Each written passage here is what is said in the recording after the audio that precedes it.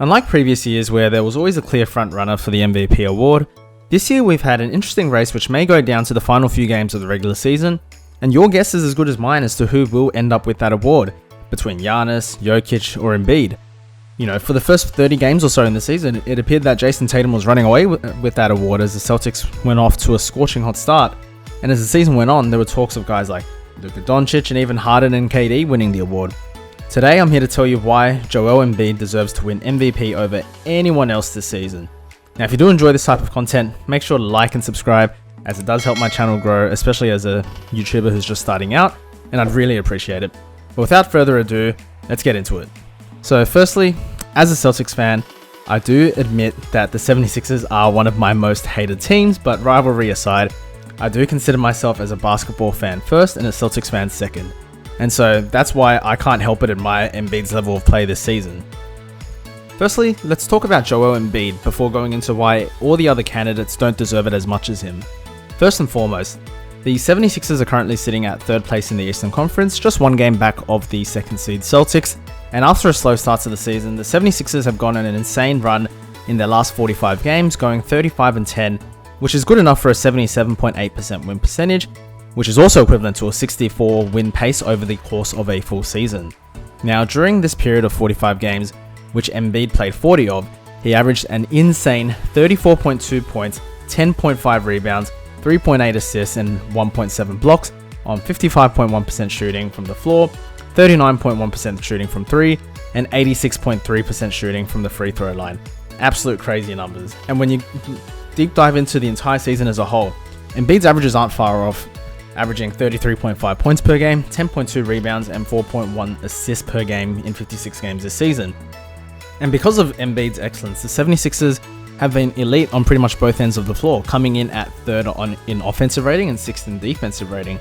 The 76ers don't have a very strong bench despite what it may look like on paper, and I think that has a lot to do with coaching, but because of that, that's all the more reason and all the more compelling case for Embiid. So the fact that they are currently closing in on a top 2 seed in the East just goes to show how, absolutely crucial and, valuable Embiid has been to the 76ers. Not that he hasn't been in the past, but more so than ever this season.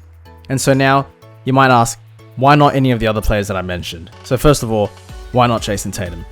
Well, after, as a Celtics fan, it does pain me to say this, but after a red hot 21-5 start to the season, the Celtics, hot 3-point shooting has gone down, and the Celtics have since gone 28-17, which is a good but not great record. In addition, both Tatum's wrist injury and insane minutes load seem to have caught up to him as of late, as ever since the All-Star break, his numbers have plummeted as well as his efficiency.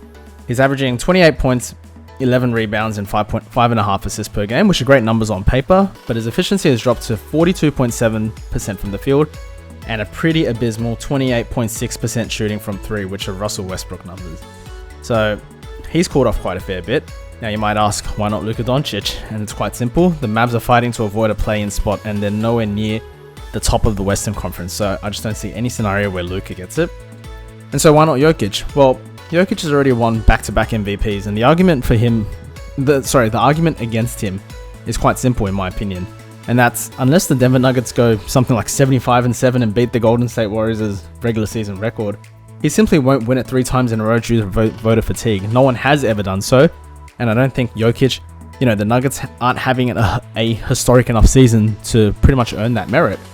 And similar to the Celtics, the Nuggets are also slowing down as of late with a 5-5 record in their last 10 games.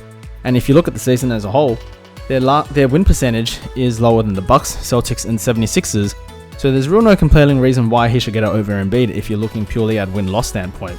And so that leads us to Giannis, who I think is the closest competition to Embiid in getting this MVP award. Now, Giannis obviously does have bragging rights to the first seed in the East and is having an absolutely phenomenal season himself, if not the best season of his career.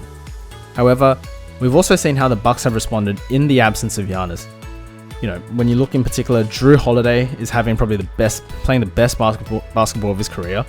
Brook Lopez he's been looking amazing on both ends of the floor, which he hasn't been scoring the way he has this season ever since he was on the Nets. So, and you look at the fact that the Bucks do also boast a much deeper team than the 76ers on paper, with a much more well-rounded bench, and they are, better coached than the 76ers. that only boosts Embiid's case in my opinion.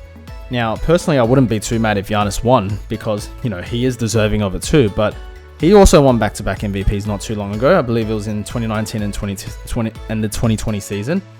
I really just think this is Embiid's year, and he's just took his play to another level. And so that pretty much summarizes why I think Embiid should deserve the MVP award this season. It's not that any of the other guys aren't playing as well. It's just that Embiid stepped up his level of play to another level.